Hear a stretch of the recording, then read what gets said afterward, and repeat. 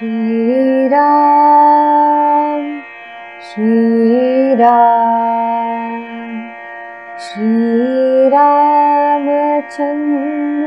कृपालु भज मन हरण भव भयदारुणम्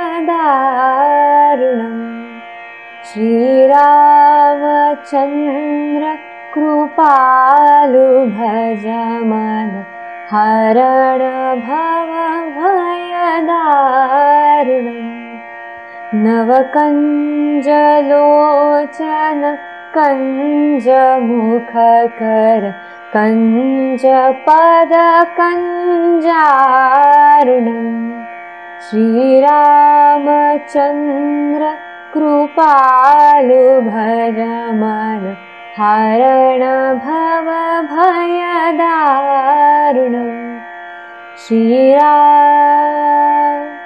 श्रीराम कन्दर्प गणित अमित छवि नवनील नीरज सुन्दरम् पटपीठ मानहुदलित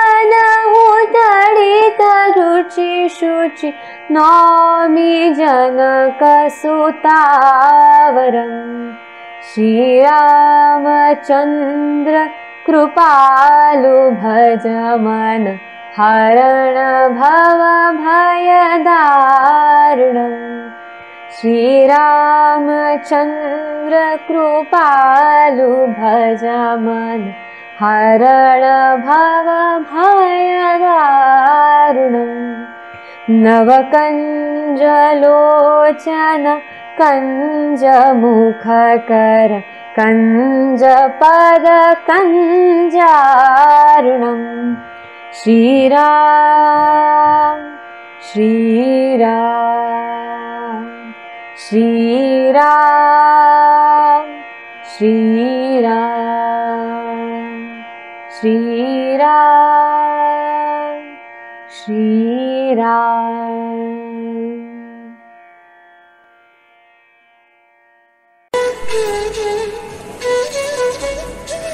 सुप्रभात.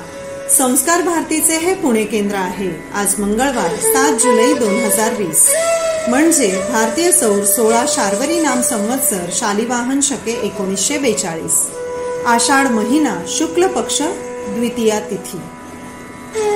श्रोते हो, श्री रामचंद्र कृपाळू भजन हरण भवभय दारुणम या मंगलमय रामस्तुतीने आजची सकाळ शुभमंगल केली आहे कजरी पाटोळे हिने. आजचा विचार: आयुष्य सहज आणि सोपे जगायला शिका, तरच ते सुंदर होईल. यानंतर ऐकूया चिंतन. सादरकर्त्या अश्विनी कुलकर्णी. विजय हा मागून मिळत नसतो, तो धैर्याने झगडून मिळवावा लागतो. श्रोते हो, तो वसंता मी नव्हेच हा नाट्याविष्कार आपण ऐकत आहोत. काल ऐकले पांडुरंग भडके म्हणजे मोठ्या भावाला वसंता सापडला. तो वसंता हरवलेला होता की वेगळाच काही? मग तो भेटला का वसंताच्या आईला? काय होते त्या वसंताचे? खूप उत्कंठा आहे.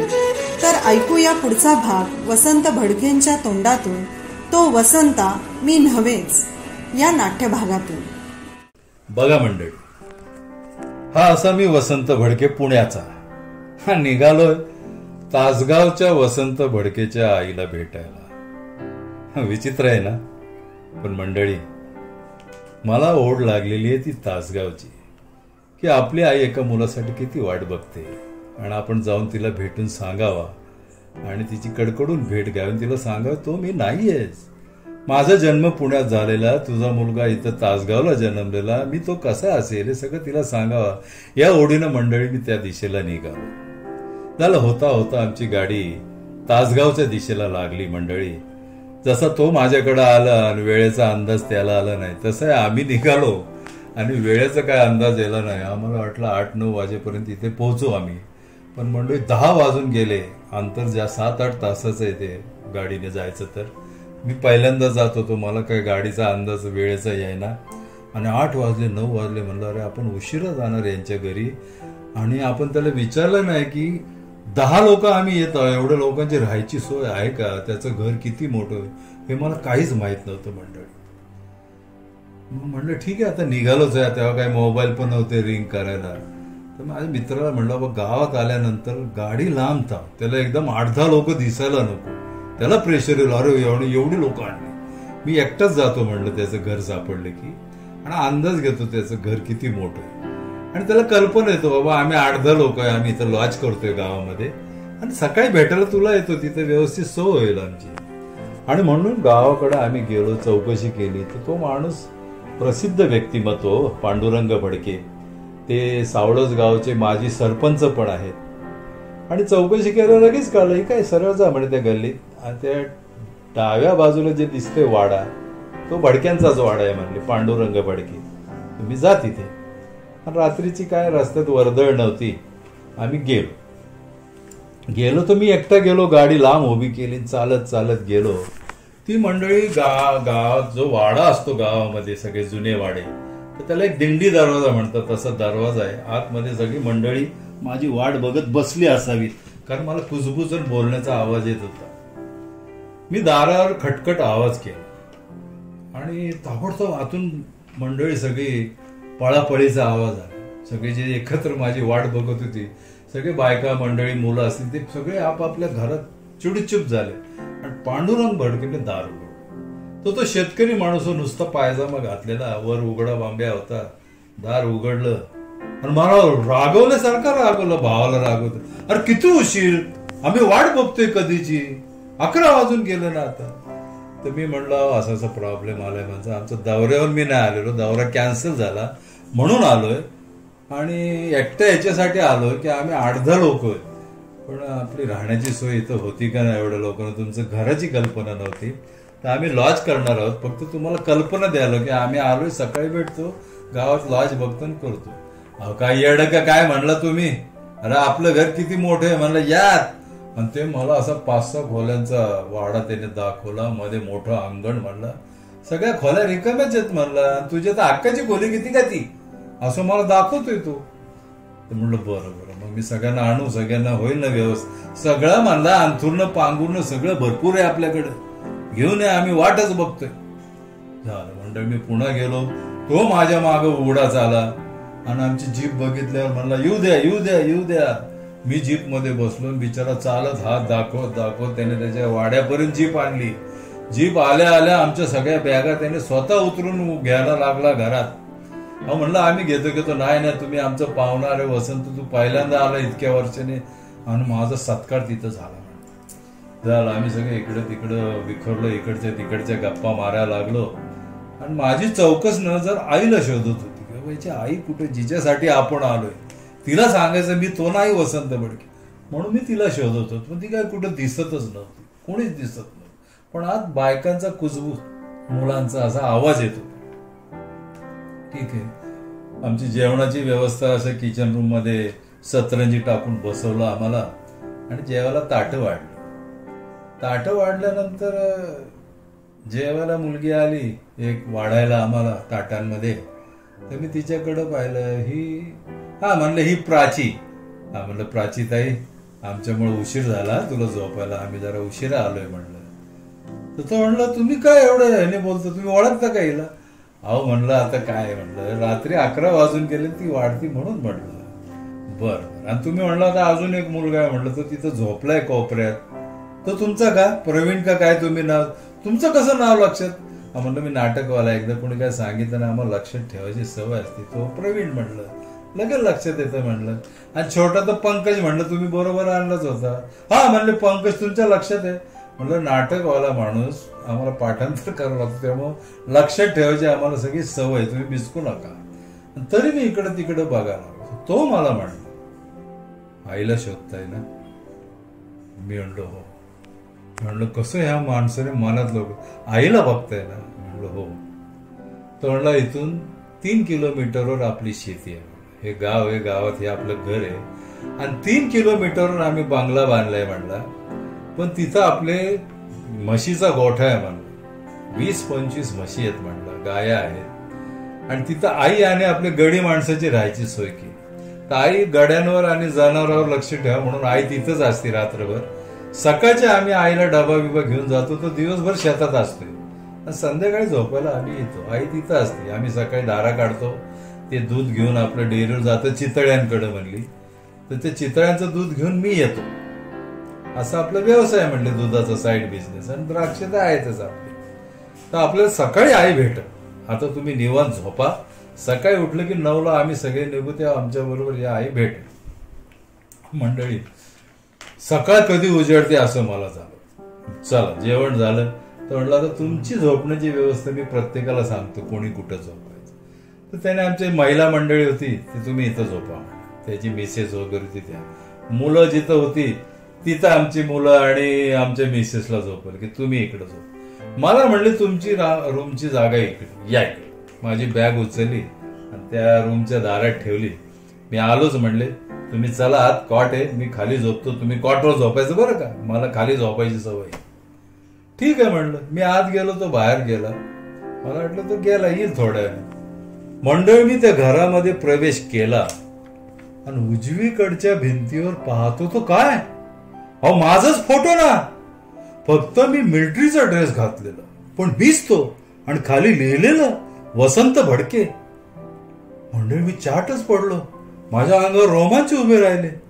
अरे हा माणूस म्हणतो ते बरोबरच आहे, काय म्हणलं मी कुठल्या दुनियेत वाटतो, माझाच फोटो मिलिटरीच्या ड्रेस मधला कसं काय. म्हणून मी असं अचानक त्या फोटोकडे बघतच राहिलो. मोठा फोटो होता मंडळी. आणि मागून तो पांडुरंग आला. त्याने माझ्या खांद्यावर हात ठेवला. मी दचकून त्याच्याकडे बघितलं. तो म्हणलं काय बरोबर आहे ना म्हणलं, म्हणजे इतके दिवस मी तुम्हाला पुण्यात आलो, भेटलो, सारखं सांगतोय, तुम्हाला येडा समजत होता ना. काय माणूस आपण, हे काय म्हणलं, मी वेडा नाही ना म्हणलं, बरोबरच तुम्हाला म्हणतोय ना भाऊ. म्हणलं मी BSc ऍग्री झालेलो आहे म्हणलं, सुशिक्षित आहे म्हणलं, मी कसं तुमच्या मागे लागेल म्हणलं. पण हे बघा ना म्हणलं, फोटो बघा तो म्हणलं माझाच फोटो आहे. कुणी सांगायला माझा फोटो, पण मिलिटरीचे कपडे मी कधी घातलेच नाही, मिलिटरीत कधी गेलोच नाही, खाली नाव माझं वसंत भडके, हे काय म्हणलं. आणि त्या फोटोच्या शेजारी दुसरा फोटो होता त्यांच्या वडिलांचा. तिथं मारुती भडके लिहिलं होतं, पण कै लावलं होतं कारण ते हयात नाही. पण माझ्या पुढे कै लावला नव्हता, कारण त्यांना माहित होतं तो आहे, आज न उद्या येईल, आणि आज आलाय.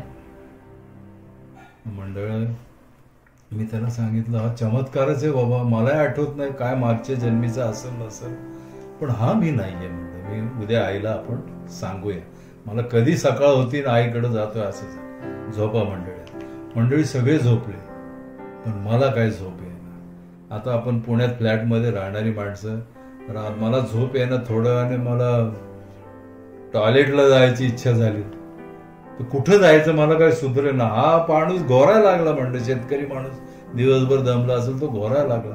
आता कुणाला विचारू कुठे जायचं म्हणून, कुणाला झोपमोड करावं, कुणाची अजून ओळखी पण झालेला. हळूच म्हणलं मी दाराच्या बाहेर आलो, दिंडी दरवाजा हळूच उघडला आणि म्हणलं बाहेर कुठेतरी उघड्यावर जाऊन यावं, परत झोप आवडची म्हणून बाहेर गेलो. बाहेर गेलो कुठं जायचं, एखादं रागवायचं कुठं जाते टॉयलेटला म्हणून.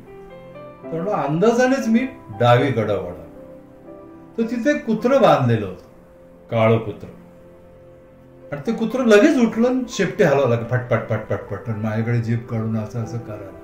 म्हणलं मी थोडा घाबरलो आणि ते कुत्र्यापासून थोडं असं लांबलो गेलो. म्हणलं जावं पुढं, कसं कोण जाणे. मला काय डावीकडे वळावं आणि तिथे एक स्विच बोर्ड होतं, लाईटची बटन होतं, त्यातलं नेमकं मी बटन दाबलं, लाईट दिसलं, समोर बाथरूम, संडास बाथरूम. अरे म्हटलं मला कसं कळलं इथंच यावं मी, हे बटन मी कसं दाबलं, मला समोर संडास बाथरूम दिसले.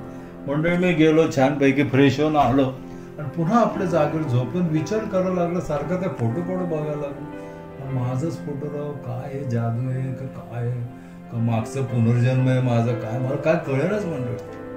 त्या ह्याच्यात रात्र गेली. सकाळी उठलो, सगळ्यांची आवरावर झाली आणि मला पहिली गाय आईला कधी. त्याने सगळं आवरलं, माझ्या जवळ आला आणि म्हणलं आवरलंय ना सगळं, चला आता आईला भेट. मंडळी त्याने जीप काढली, सगळ्या मंडळी म्हणलं इथंच थांबा, आपण ह्यांना घेऊन जाऊन मी आईला भेटवतो आणि मग परत तुम्हाला न्यायला येऊ म्हणले. एवढी मंडळी काय जीप मध्ये नको. आता त्याला माझ्या आईला मला एकट्याला भेटायचं. एवढ्या मंडळीत मी कदाचित नीट बोलणार नाही, खरं बोलणार नाही असं त्याच्या कदाचित मनात असं. म्हणून त्याने जीपच्या शेजारी मला बसवलं, स्वतः ड्रायव्हिंग करायला लागला आणि जीप आमच्या शेताच्या दृष्टीने त्या बाजूला निघाली दिशेने. झालं 1-2 किलोमीटर गेले की 5 मिनिटात शेती सुरू झाली. मेन रोड सोडून उजवीकडे जीप वळाली की त्याने त्याची कॉमेंट्री सुरू केली. हे बघ वसंत म्हणला, या इथून आपली शेती सुरू. म्हणजे तो आपली म्हणतोय, आमची नाही म्हणतो. म्हणजे त्याने आपलं म्हणून मला तिथनं सुरू होत. हे बघ, हे तारेचं कंपाऊंड आहे का नाही, आणि त्या पुढे ते सरळ जाते का नाही, आणि त्या पुढे वर आंबराई दिसते बघ, आंब्याची झाडे, त्या तिथपर्यंत आपली शेती आहे बघ, आणि तुला पुढे दाखवतोच सगळं. अशी जीप पुढं पुढं जायला लागली. पुढं गेला लागलं तर एक ठिकाण आलं आणि लांब अशी द्राक्षाची बाग, द्राक्षाचं सीझन होतं, त्या मोठमोठे द्राक्षाचे घड असे लटकलेले होते आणि एक बाई खाली बसलेली होती आणि 5-6 गडी असे बागेत कामं करत होती. वेल तोड, हे तोड, काय छाटणी कर, आणि ती बाई मात्र खाली बसली होती. म्हणजे नाटकवाले मंडळी जरा हुशारच असते. मी लगेच त्याला म्हणले, ते आई बसलेत वाटतं. त्यानं लगेच ब्रेक मार. माझ्याकडे संशयाने बघून म्हणलं, तुम्ही कसं काय ओळखलं? म्हणलं, आता मालकीन बाई कधी काम करेल का, त्या खालीच बसणार आणि सगळे काम करतात, त्याच्यावरती देखरेख करते. त्या अंदाजाने मी ओळखलं की आईच आहे म्हणून. ठीक आहे. पण मी सांगितलं, लक्षात ठेवा म्हणलं, इतकी दिवस नाटक करताय, आता माझ्यासाठी नाटक करा. आमच्या आईला सांगा मी त्योच आहे, म्हणजे तिच्या जीवाला बरं वाटेल, आणि तिला सांगा मी नोकरी करतो, मी काही इथं राहणार नाही, अधून मधून भेटायला येत जाईल, म्हणजे तिला समाधान. म्हणलं, काळजी करू नका, मी सगळं सांगतो. झालं मंडळी, जीप आमची हळूहळू आईच्या दिशेने चालेल. एक 8-10 फुटाचं अंतर राहिलं आणि त्याने जीप थांबवली आणि जीप मध्येच बाहेर डोकं काढलं. आई, पुण्याचा वसंत आलाय बघ. त्या म्हातारीला दिसत नव्हतं लांबचं, तरी असं तिने अधुऱ्या डोळ्यातनं असं डोक्यावर हात ठेवून माझ्याकडे बघायला. म्हणजे मला वाटलं उतरलो मी तर माझ्या मागे तो पांडुरंगही उतरला असेल. तो काय जीप मधनं उतरला नाही. म्हणजे मला माहित नाही मी कुठल्या ओढीने त्या आईच्या दिशेने चालायला गेलो. त्या आईजवळ गेलो तर तिने एकदम माझा हात धरला. मंडळी, ती शेतकरीन बाई, ती पण मांडी घालून अशी बसली होती, जाडजूड होती. तिने हात खसकन ओढून तिच्या मांडीवर मला मांडीवर बसवलं, माझ्या चेहऱ्यावर हात फिरवला, अशी कडाकडा तिची सगळी बोटं मोळली, रडायला लागली गळा. पण मला म्हणली, तू वसंत, तू म्हणतोय तू माझा वसंत नाही, माझा वसंत नाही, हे काय तू माझंच आहे की माझ्या चेहऱ्यावर हात फिरायला लागली. मंडळी, हा सगळं सीन बघून मंडळी मला पण रडायला लागलं. माझ्या डोळ्यात पाणी आलं. आणि मी जे ठरवून आलो होतो की हिला सांगायचं मी नाहीये, मी तुझा वसंत नाही, मी सगळं विसर पडला आणि जणू ती माझीच आई आहे असं म्हणून मी तिच्या गळ्यात पडून रडायला लागलो मंडळी. आणि तिला सांगितलं, मी तुझाच आहे की मीच तुझा वसंत भडके. अगं, मी आता सर्व्हिसला लागलोय, पुण्याला असतोय म्हणून मी येत नव्हतो, पण आता मी येत जाईल. बरं, मी तुला भेटून मला खूप आनंद झाला, पण मी आता येत जाईल. मला याने पांडूने सांगितलं की तू माझी वाट बघती म्हणून मी भेटायला आलोय म्हणलं, तर आता मी येत जाईल. बस. तर तिच्या मांडीवरून हळूच खाली उतरलो. मग पांडुरंग भडके जवळ आले. म्हणले, बघितलं किती रडती तुझी वाट बघत. म्हणले, तू काय म्हणतो तिचं नाही. म्हणलं, मी सांगितलं नाही एकदा, मीच तो वसंत भडके. असं पांडुरंग भडकेकडे बघून मी मनामधने का व्हायना पण मला पटलं नाही, मी खोटं बोललो मंडळी. आणि त्या आईला खूप आनंद झाला. मग ती मला म्हणली, पांडू तर म्हणतो तुझं लग्न झालं, तुला पोर आहेत सगळे. म्हणलं, आणतो दुपारनं, सगळे घरी आहेत. म्हणलं, एका गाडीत एवढे नको म्हणून आम्ही दुपारी आलोय, आम्ही सगळ्याला घेऊन येतो म्हणून. मग तिने लगेच ज्या खाटावर बसली होती ना तिथून पाटी काढली आणि तिथून मोठे द्राक्षाचे घड काढले. म्हणले, हे तुझ्या लेकरांसाठी मी काढून ठेवले, ते चांगले हे हाताने घे आणि माझ्या हातनं ना तुझ्या लेकराला चारायचे वगैरे. असं तिने माझं स्वागत केलं मंडळी. आणि मी तिला सांगितलं, आम्हाला मुक्काम तर काय करता येणार, आणि मी आता सगळ्यांना घेऊन येईन, भेटल आणि रात्री जेवण खाऊन करून मी परत जाईल. म्हणलं, आम्हाला नोकरी असते, उद्या मला ड्युटी आहे, पण जेव्हा मी या भागात येईल तर तुला नक्की भेटेल, इथे येत जाईल. असं मंडळी म्हणून आम्ही निघालो आपापल्या पांडुरंग भडक्याच्या गावात घरी आलो. तिला आश्वासन दिलं, आम्ही सगळ्यांना घेऊन तुला भेटून मग पुढं जाऊ. गेलो मंडळ. पांडुरंग म्हणलं, तुम्ही तर सांगितलं बरोबर की मी तिचाच आणि तिची खात्री पटली. म्हणलं, आता हे नाटक असंच टिकवा बरं का सगळं शेवटपर्यंत, नाही तर मला खोटा पाडताल राव. म्हणलं नाही ना, एवढी छान आई आहे म्हणलं कोण घालून, मला आई नाही, मला एक आई मिळाली म्हणलं, तुम्हाला भाऊ मिळालाय म्हणलं, आणि तिला तिचा मुलगा मिळाला, केवढा हा आनंद म्हणलं. तसं तर आपण कोणीच कुणाचे नाही, पण आपण सर्व एकमेकांचे आहोत. तुम्ही हे नाटक कायम रंगवणार, पण मला पण तुम्ही आश्वासन द्या की मला कधी विसरणार नाही, हे नातं कायम घट्ट ठेवा. मला तुमच्या प्रॉपर्टीचा 1 रुपया किंवा 1 दिडकी नको.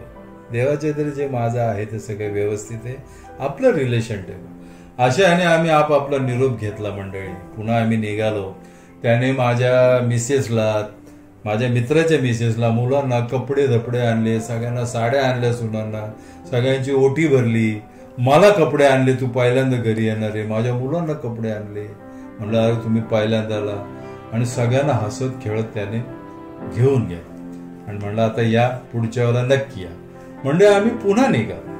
सगळ्यांचा निरोप घेतला. आईला भेटलो, आईच्या पाया पडलो. माझी बायको आईच्या पाया पडली. आईला सांगितलं तुझी सोन निलिमा आहे तिचं नाव. म्हातारी हसली बरं का मंडळी. तिला पण गोड आनंद झाला. माझ्या नातवांना म्हणून तिने माझ्या मुलांना मांडीवर घेतलं. याचं नाव का? म्हणलं योगे. याचं नाव काय या पुरीचं? म्हणलं आदिती. छान छान छान म्हणली. पुढे आता ये, दर सीझनला यायचं, आपले द्राक्ष पोरांना खायला मिळतील, घेऊन ये बरं. आणि राहता ये, असं यायचं जायचं नाही, 8-10 दिवस तरी राहायला पाहिजे. बरं. तिचा निरोप घेऊन मंडळी मी आलो. 4-8 दिवस गेले. पुण्यात आल्यानंतर मी माझ्या पुन्हा नोकरीला सुरू झालो. दौरे सुरू झाले. 8-15 दिवसाने मंडळी आमच्या पांडुरंग भडकेचा फोन आला आणि मला म्हणला की आई जरा खूप आजारी आहे म्हणला, झोपून आहे म्हणला, आणि सारखा तुझा धोसरा काढणे, वसंतला बोलव रे, वसंतला बोलव रे. आणि मंडळी मी नुकताच जाऊन आलो होतो. 8-10 दिवसच झाले ते. माझ्या रजा पण प्रॉब्लेम, कारण सारखे मी नाटकाचे दौरे करायचो, तर कसं जायचं म्हणून. तर म्हणलं तुम्ही येऊ नका म्हणलं. मी आपलं सांगितलं, कारण ती सारखी तुमचं नाव घेते. मी तिचा मुलगा समोर असून मला विचारत होतो. मी गेलो की म्हणतो वसंतचं काय झालं, त्याला निरोप पाठवला, पण मला काहीच सांगत नाही तिचं. मंडळी मला फोन केल्यानंतर तो म्हणला तुम्ही लगेच येणार, मला माहिती आहे म्हणा, तुमचं आईवर प्रेम आहे म्हणलं, पण तुम्ही नाही आला तर बरं होईल, जास्त काय असेल तर मी सांगेन, पण मंडळी मला राहावे. मी म्हणलं नाही, मी येणारच म्हणलं, सकाळी येतो म्हणलं. अहो मंडळी सकाळ उजडायच्या आधी पहाटेच आमच्या त्या पांडुरंग भडकेचा फोन आला आणि रडतच मला सांगितलं आई खूप आजारी आहे, आता ती शुद्धीवर पण नाहीये म्हणले, ती तू आला तर ओळखणार पण नाही म्हणले, तर तू जरा लवकर येतो का म्हणून. म्हणजे त्या क्षणी मी निघालो. तोपर्यंत मी एसटीने कधी त्या भागात गेलो नव्हतो. मला एसटीच्या गाड्यांचे वेळ काळ काय माहित नाही. मी पुण्यातल्या स्वारगेटच्या एसटी स्टँडला गेलो, तिथं चौकशी केली. अहो मला तासगावला जायचंय, तिथून सावळाला जायचं, गाडी किती वाजता आहे काय, त्यामुळे रात्री 1:30ला गाडी आहे. तेव्हा मी गेलो स्टँडला, तेव्हा साधारण 12-1 वाजले होते. मी गाडीची वाट बघत बसलो. तासगावची गाडी आली, मी गाडीत बसलो आणि तासगावला गेलो. तर म्हणजे रात्री खूप उशिरा मी गेलो तिथं तासगावला, आणि ती शेवटची गाडी असावी, त्याच्यानंतर दुसरी एसटी नसल्यामुळे तासगावच्या एसटी स्टँडला सगळा शुकशुकाट. प्रत्येकाचे कोणी ना कोणी माणसं आले, ती त्यांना घेऊन गेली, आणि मला न्यायला कोणीच नाही. मला तर तिथून सावळजला जायचं होतं. तर मी तासगावच्या तिथे एसटी स्टँडला चौकशी केली. अहो मला सावळजला जायचं गाडी. पण तुम्हाला माहित नाही का, 9 नंतर सगळ्या गाड्या बंद असतात. आता सकाळी 6ला सुरू होणार आणि तुम्हाला सावळची गाडी. अरे बापरे, मी दस्तच झालो. एकटा आलेलो, परत कधी जाणार म्हणलं, कुठं जाणार. मग म्हणलं इथं लॉज आहे का, तर म्हणलं बाहेर लॉज आहे एसटी स्टँडच्या बाहेर. ठीक आहे म्हणलं, आता लॉज करावं आणि सकाळी जावं आईला भेटायला. म्हणून मी लॉजवर गेलो. लॉजवर जायच्या आधी बाहेर PCO दिसला मला, पब्लिक फोन तेव्हा ठिकठिकाणी असायचे. म्हणलं त्याला फोन करावा निदान भावाला, व मी आलेलो आहे आणि सकाळी येतो, मला गाडी नसल्यामुळे मी इथं थांबलो. मी $1 काढला कॉईन, त्या PCO मध्ये टाकला आणि भावाला फोन केला, मी आलेलो आहे तासगावला, पण इथून कनेक्टिंग गाडी नाहीये सावळजला यायला, तर मी आता इथं लॉज करतोय आणि सकाळी लवकर येतो म्हणून. तो म्हणलं कुठलं लॉज? मी स्वरूप का काय नाव होतं लॉजचं मी पाहिलं. म्हणलं असं लॉज आहे. मग तुम्ही केलाय का लॉज? म्हणलं नाही, बाहेर PCO तिथनं आधी बोलाव. म्हणलं लॉज मध्ये जाऊ नका, तिथंच थांबा PCO जवळ, मी येतोच. मंडळी 10 मिनिटं तो उघडा बांब्याच नेहमीसारखा, खाली नुसता पायजामावर उघडा, जीप घेऊन माझ्या दारात लॉजच्या आलंच. आला की माझी बॅग घेतली, चला चला चला, ठेवली जीप मध्ये, चला बसा म्हणलं. काय लॉजची गर्दी, मला फोन नाही का करायचा? म्हणलं काय मी पहिल्यांदा आलो, मला वाटलं लगेच एसटी असेल, मी रात्री येईल तुमच्यापर्यंत. झालं, आमची जीप तिथे गेली. मंडळी सगळी, त्याच्या घरातली मंडळी चिंतेत होती, कारण आई लास्ट स्टेजला होती, सिरियस होती. डॉक्टर सांगून गेले होते काय खरं नाहीये, तर तुम्ही जास्त अपेक्षा ठेवू नका आता ती, अशा याचे डॉक्टर सांगून गेले. मी गेल्यावर ते आमच्या भावाची बायको, म्हणजे आमची वहिनी, तिची छोटी छोटी 2-3 मुलं सगळं येऊन मला बिलत, काका काका आजीलो बघा ना कसं झालं, रडायला. म्हणजे ते सगळ्या ह्याच्यात भावनामध्ये मी पण आलो, माझ्या पण भावना जागून मी रडायला लागलो. सगळ्या मुलांच्या चेहऱ्यावर हात फिरवला, डोक्यावर फिरवला. म्हणलं मी आलोय ना, काळजी करू नका. माझ्या वहिनींनाही मी सांगितलं ठीक होईल, त्यांना बरं वाटेल, मी आलोय ना आता, बसा. सगळ्यांना शांत केलं. पहिला आईला ज्या बेडरूम मध्ये ठेवलं होतं तिच्याकडे, तर आई कोम्यामध्ये होती. तिला मी आलो गेलो काय कळत नव्हतं, डोळे झाकलेले होते. मी जाऊन पहिलं तिच्या पायावर डोकं ठेवलं. माझ्या मनात वाटलं की आता आई काय जगणार नाही, आणि आपली शेवटची भेट आहे, मला तर राहायचं नाही, सकाळी पुन्हा ऑफिस. तरी मी म्हणलं, रडायला लागलो, रडलो. त्याला म्हणलं आता मी फार घाईत आलोय, म्हणलं मला उद्या सकाळी ऑफिस आहे, म्हणलं पण तुम्ही असा आईचा निरोप दिल्यामुळे आलोय, पण मला सकाळी जावं लागलं, पण कमी जास्त झालं तर मला नक्की कळव, मी पुन्हा येईल, पण उद्या मला ऑफिसला जाणं महत्वाचं आहे. माझ्या सारख्या ऑफिसच्या दांड्या आहेत नाटकामुळे, कारण माझ्या ऑफिसला बोंब होईल म्हणलं, नोकरीला फार कडक असतं म्हणलं. तर बरं म्हणलं, झोपा आता आलाय तर 2 तास तरी, मग सकाळला जा. मी झोपलो मंडळी. दुःखी अंतःकरणाने परत आईच्या रूम मध्ये बघितली, ती बेशुद्ध अवस्थेतच होती. पुन्हा तिच्या पाया पडलो. त्यांच्या घरात देवघर आहे, त्या देवघरात गेलो, तिथं मांडी घालून बसलो. तिथे शांतपणे देवाला सांगितलं, माझ्या आईला बरं कर, मी तर काय आता परत लवकर येऊ शकत नाही, पण माझ्या आईला बरं कर, असं देवाला प्रार्थना केली. त्या पांडुरंगाला मोठा भाऊ म्हणून त्या भावाच्या पाया पडलो, वहिनीच्या पाया पडलो, आणि म्हणलं कमी जास्त झालं तर कळवा, मी परत येईल, पण मी आता निघालो. मंडळी मी घरी आलो, ऑफिसला गेलो, आंघोळ पांघोळ करून नेहमीप्रमाणे उशिराच ऑफिसची वेळ निघून गेली होती. माझ्या मित्रांना कथाही माहीतच होती, त्यांना सांगितलं आमची आई आजारी होती ती, मित्रांनी सांभाळून घेतलं. तो दिवस गेला मंडळी. घरी येऊन रात्र झाली, मी झोपलो, आणि सकाळी दुसऱ्या दिवशी पुन्हा तासगावून फोन आला. पांडुरंग भडके बोलतो, आणि रडत बोलला, वसंत आपली आई गेली रे. मंडळी फोनवर तो तिथं तासगावला, आणि मी इथं, आम्ही दोघेही रडत बसलो. काही काळ गेला, आणि रडता रडता मी थांबून म्हणलं मी निघतो आता आणि पोहोचतोय म्हणलं. तर तो तिथनं सावध होऊन म्हणलं, तुम्ही मला माहिती आहे फोन केला की येणार, तर तुम्ही आता येऊ नका, आम्ही लिंगायत माळी आहे म्हणला, आमच्यात दशक्रिया विधी वगैरे नसती, आमच्यात 3रा दिवस आणि 10वा एकत्र असतो, तर तुम्ही उद्या या, आज येऊ नका, उद्या 3रा आहे म्हणला, म्हणजे तुम्हाला सगळे विधी आईचे मिळतील, आम्ही बाकीचं आज उरकतो, तुम्ही 3ऱ्या दिवशी या म्हणलं, ते महत्वाचं असतं.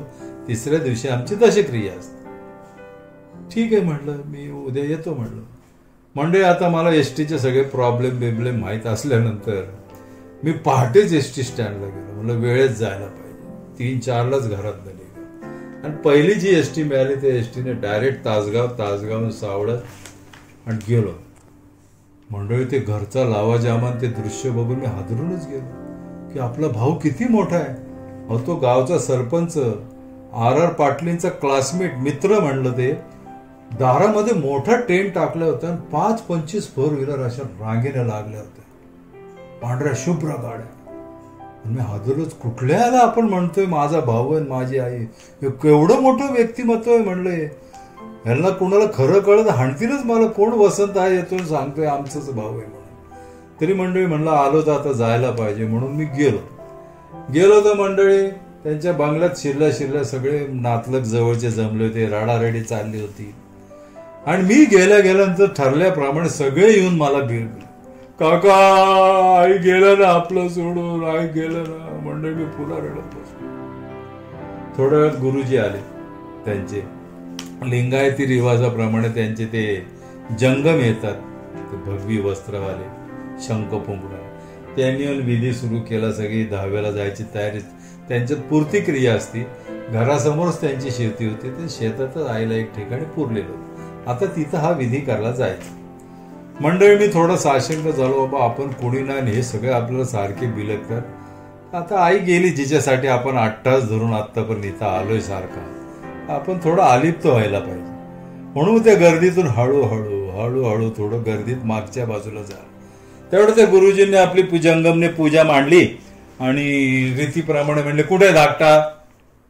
तर तो पांडुरंग थोरला. त्याला विचारलं, धाकटा कुठे? म्हणजे मी. तर तो पोरानं म्हणला, अरे वसंत काका येतं होतं ना, कुठे गेला? जा बघा त्याला बोला. त्याला बोला, उशीर होते, आपलं जायचंय. म्हणजे मी हे सगळं ऐकतोय. ती पोरं शोधत माझ्याकडे आणि मला बिगली, काका काका तुम्हाला बोलवतात ना, चला ना तुम्ही लवकर. माझ्या हाताला धरून तिथपर्यंत आलो की ते गुरुजींनी पण माझ्या ओरडला, उशीर होतोय, चला उचला ते. मंडळी, ते एक सूप मांडलं, ते सुपामध्ये दशक्रियाचं सगळं साहित्य मांडलं होतं. आता त्याने एवढी ऑर्डरच केली, उचला. भाऊ पण आमच्यावर ओरडला, कुठे जातो तू आता? आल्या म्हणले, उचलते. मी ते सूप उचललं मंडळी आणि शेताच्या दिशेने मला जायला सांगितलं, चला निघा, तुमच्या मागं आम्ही येतो. मी पुढे चाललो, ते सूप माझ्या हातात आणि माझ्या डोक्यात त्यांच्यापैकी कुणीतरी टॉवेल टाकलं. माझ्या लक्षात पूर्ण आलं की मी हिचा धाकटा म्हणून आता विधी मीच करतोय. बाबा आता काय बोलणार, गावाला काय सांगणार? तो मी नाही, सगळं गाव समजते की तो मीच आहे. चर्चा सुरू झाली, कुजबूज सुरू झाली. वसंत याच्या आधी 2-3 वेळा येऊन गेलाय बरं का, पण आपल्याला माहित नाही. आज आई गेली म्हणून आलाय बघा, म्हणून सांग. अशा गोष्टी माझ्या कानावर आल्या. आणि चालत आम्ही शेताच्या दिशेने निघालो. एक ठराविक ठिकाणी आलं, तिथं त्यांची पूर्ती क्रिया होतं. आईला पुरलं होतं ते. मला ते सगळं विधी केलेला, पूजा बिजा हारबीर दिसत होतं. दगड एक ठेवलेला होता बाजूला, तिथं ते सगळं ठेवलं आणि ते गुरुजींनी दशक्रियाचे ते काय मंत्रोपचार आपलं सुरू केलं. ते पिंड करणं वगैरे, पिंड कावळ्यासाठी ते मांडले बिंडे लांब जाऊन सगळे. आणि हे सगळं चालत असताना हळूहळू पुन्हा आपलं नेहमीप्रमाणे एका बाजूला जाऊन उभं. भर ऊन पडलेलं म्हणले, जिथं शेतात सगळं उघडं असतं, जिथं सावली मिळत तिथे मंडळी आपापली सावलीची जागा घेऊन उभे होते. झालं सगळं. विधी सुरू झाल्यानंतर त्याची पूजा झाली आणि गुरुजी म्हणले, आता सगळ्यांनी जाऊन पाया पडा, म्हणजे कावळा शिवेल. झालं मंडळी, सगळे जाऊन पाया पडायला लागले. एक घरात जवळ त्यांचं मोठं खटलं, 10 ते 15 लोक होते जवळचे नातलग, सगळे जाऊन पाया पडले. पण मंडळी कावळा काय शिवत, सगळे चुकचुक करत, तिचा जीव अडकलाय रे पोरांमध्ये, कावळा काय, अशी कुजबूज सुरू झाली. सगळ्यांच्या पाया पडून झाले मंडळी, पण कावळा काही शिवत नव्हता. शेवटी माझ्या मनात विचार आला, अरे सगळ्यांनी पाया पडले, आपण तर म्हणतोय मी तिचा मुलगा आहे म्हणून, हा, आणि इथं मुलगा होऊन का पुढे जात नाही पाया पडायला, असा माझा प्रश्न मीच मला विचार. म्हणून नाही आता आपण जाऊन पाया पडलो आणि खरं काय ते आईला एकदा सांग. म्हणून मंडळी मी गेलो, ते पूजा मांडलेल्या ठिकाणी पाया पडलो आणि मनामध्ये म्हणालो, म्हणलं आई आई आई का नाही, मला माफ कर. म्हणलं खरं सांगू, पांडुरंगाला मी सांगितलंय की मी तो वसंत भडके नाही, तुझा भाऊ नाहीये, पण तुझ्याशी खोटं बोललो. मी तो वसंत भडके नाही, मी तुझा मुलगा नाहीये. पण हे सगळं माझं प्रेम बघून, आपल्या घराची सगळी प्रेमळ माणसं बघून मला वाटलं की मला का नाही अशी आई मिळाली.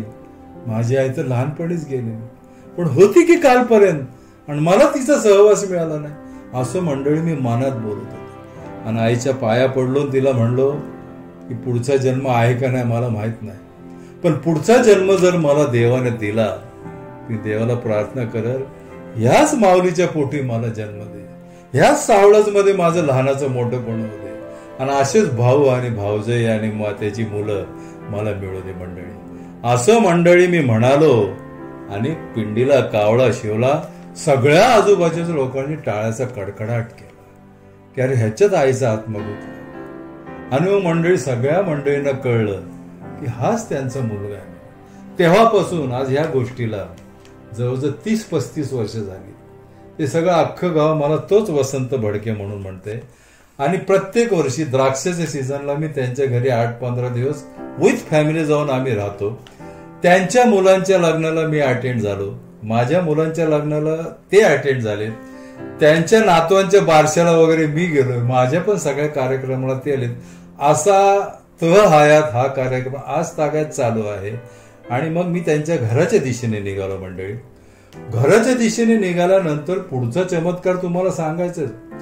पुढं सगळी जेवणाची व्यवस्था केलेली, टेबल खुर्च्या मांडलेल्या, आणि तिथं आईचा एक मोठा फोटो ठेवलेला, त्याच्या पुढे पूजेचं साहित्य ठेवलेलं. आणि मी गेलो तर पांडुरंग आला, माझ्या हातात पूजेचं साहित्य ताट दिलं आणि म्हणलं तुझ्या हाताने आईला हार घालायचा, पेढ्याचा नैवेद्य दाखवायचा, उदबत्ती लावायची, आणि सगळी लोक जी जेवायला बसलीत ना तर वाढपी वाढणार आहेत, त्यांच्या बरोबर तू लाडवाचं ताट घेऊन जायचं. वाढप्याने सगळं वाढलं की शेवटच्या ताटात तू लाडू वाढायचा, पुढं जायचं, एक एक लाडू तुझ्या हाताने, म्हणजे सगळ्यांना दिसू दे हा वसंत भडके माझा भाऊ आहे. म्हणजे सगळ्यांना कुजबुज माहित होतं मी तोच आहे. मी वाढता वाढता प्रत्येकाच्या ताटा पुढे गेलो, लाडू ठेवला की तो माणूस माझ्याकडे बघायचा, मी बघितलं की खाली बघायचा, की तो खात्री करत होता मी तोच आहे का. आणि मंडळी मला कळत होतं, त्यांना वाटत होतं हा तोच आहे, आपल्याला विसरलाय. असं करत करतो तो क्रियाचा कार्यक्रम संपला मंडळी. आणि मग मी एका बाजूला आलो आणि मला स्वतःला धन्य करून घेतलं आणि त्या पांडुरंग भडकेला म्हणलं अशीच माया असू दे मंडळी, आईला तर शेवटपर्यंत मी नाटक केलंय, पण आता हे नाटक संपलेलं जरी असलं तरी तुला माहित आहे की आपलं हे नाटक सतत चालू पाहिजे. आणि आज तागायत हे नाटक असंच चालू आहे, आम्ही असंच एकमेकांना भेटू. कालच मंडळी मी त्याच्याबरोबर बोललेलो, त्याला सांगितलं की मी रेकॉर्डिंग करणार आहे आणि सगळ्या लोकांनी आपली कथा माहीत व्हावी म्हणून सगळ्यांना ऐकवणार आहे म्हणलं. आणि ही सगळी कथा आपण सगळ्या ऐकतातच आहे, ही त्याला देखील मी पाठवणार आहे, तोही ऐकत. धन्यवाद मंडळी. कथा आवडली असल्यास नक्की सांगा, मला रिप्लाय द्या, फोन करून आपल्या ज्या काय भावना झाल्या असतील त्या मला कळवा. माझा फोन नंबर मी तुम्हाला देत आहे, लिहून घ्या मंडळी. माझा मोबाईल नंबर आहे 9503140341. मंडळी, मी सांगतोय ते सगळं तुम्ही ऐकताच, पण मंडळी अजून मला खूप काही सांगायचं, ते मी तुम्हाला उद्या ऐकवेन, तेव्हा नक्की ऐका. धन्यवाद.